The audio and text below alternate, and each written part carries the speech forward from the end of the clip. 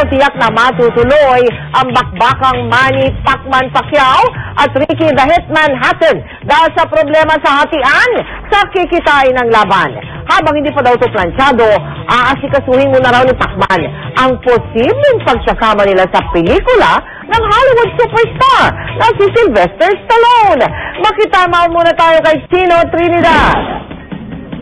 Hindi tatanggapin ng company pound for pound king Manny Pacquiao ang 50-50 revenue split para sa nilulutong laban kontra sa hitman ng Britanya na si Ricky Hatton. Ayon sa legal advisor ni Pacquiao na si Franklin Gacal, hindi sang-ayon ng WBC lightweight champion sa hati ang una ng napagkasunduan ni Top Rank Big Boss Bob Arum at Golden Boy CEO Richard Schaefer. Dahil tinitingala siya bilang best pound for pound, ay naniniwala si Manny na nararapat lamang na mas malaking ng bahagya ang kanyang parte sa potential earnings na kanilang laban ni Hatton.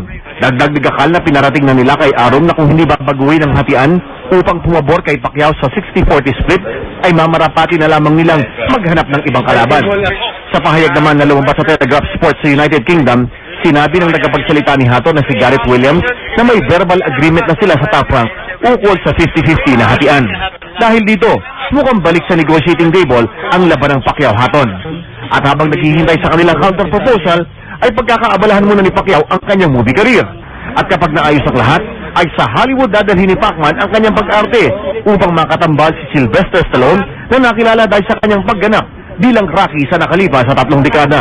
Ayon kay Eric Pineda, ang tumatayong business manager ni Pacquiao, nagkaroon na ng paunang pag-uusap sila Manny at Sly noong Enero at 6 sa Los Angeles ukol sa action movie na nais ni Stallone maging co-star niya si Pacquiao.